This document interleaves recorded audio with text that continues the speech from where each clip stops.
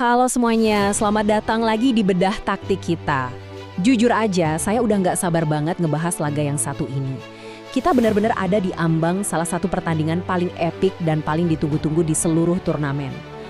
Dua raksasa, dua tim favorit juara, akhirnya bakal tabrakan langsung di Stadion Dallas. Prancis menantang Spanyol. Dan ya, ini bukan sekedar pertandingan biasa teman-teman.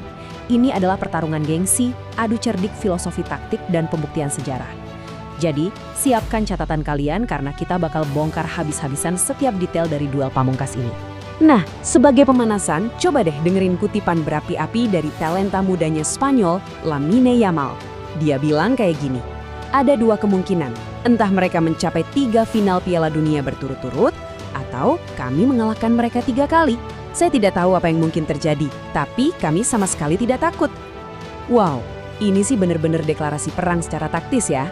Perancis memang lagi ngejar sejarah dunia, tapi Spanyol datang menantang tanpa rasa takut sedikit pun. Mentalitas petarung kayak gini nih yang bakal jadi fondasi utama buat 90 menit atau bahkan 120 menit pertarungan tanpa ampun di atas lapangan hijau nanti. Ketegangannya udah kerasa banget bahkan sebelum peluit pertama ditiup. Oke, langsung aja kita masuk ke bagian pertama, bentrok dua raksasa Eropa. Sebelum kita sibuk ngomongin para pemain di lapangan, kita wajib banget ngebahas dua arsitek utama yang ada di pinggir lapangan. Angka 26.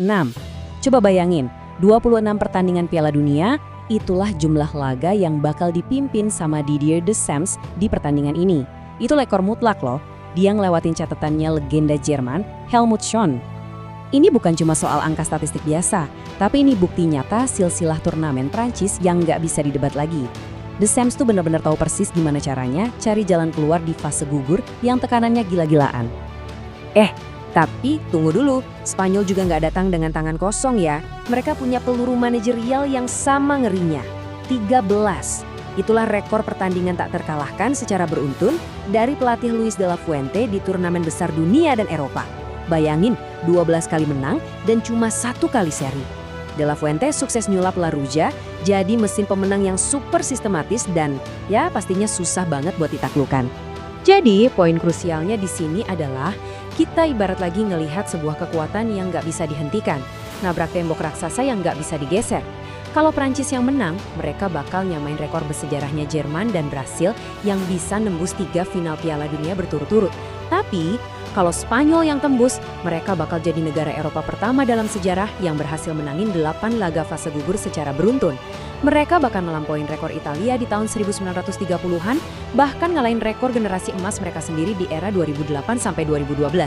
Nggak main-main kan? Lanjut ke bagian kedua, senjata mematikan Les Bleus. Seperti yang kita tahu, Prancis lagi bawa misi besar buat jadi tim Eropa kedua yang bisa menangin 7 laga Piala Dunia secara beruntung.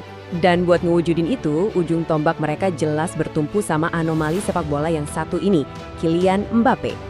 Dia udah nyetak 12 gol di babak gugur Piala Dunia. Itu rekor terbanyak dibanding pemain manapun. Coba kalian lihat distribusi golnya. Dia nyaris selalu nyetak gol di setiap fase kritis. Tapi, coba dia perhatiin baris semifinal itu.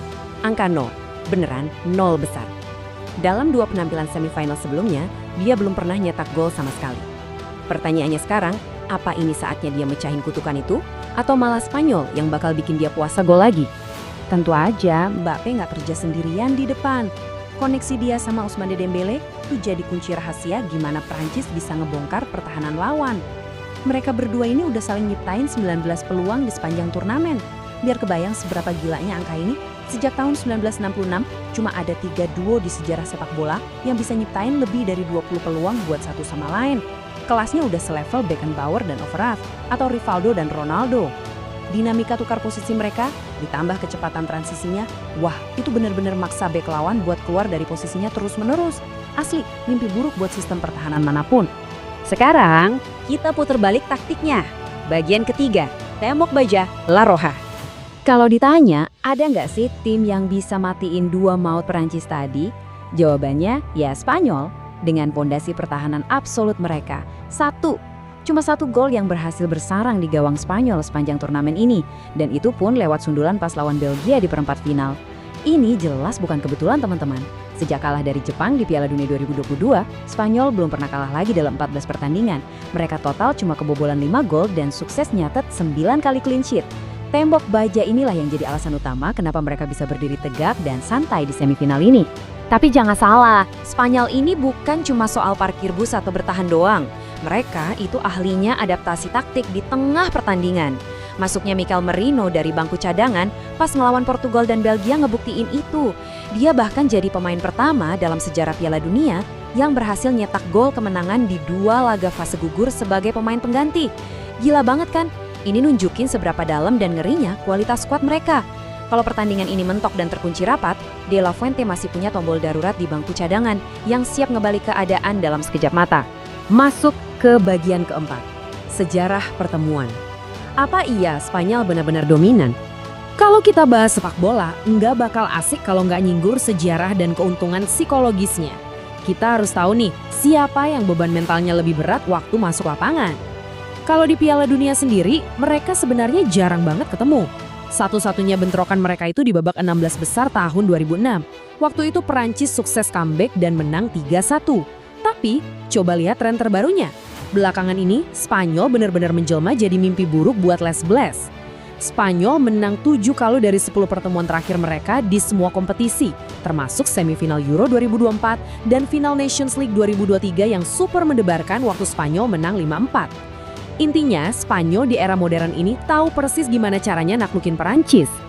Tapi ya, sengering-ngeringnya taktik di atas kertas, semuanya bisa langsung hancur lebur kalau gladiator di lapangannya nggak fit, ya nggak sih?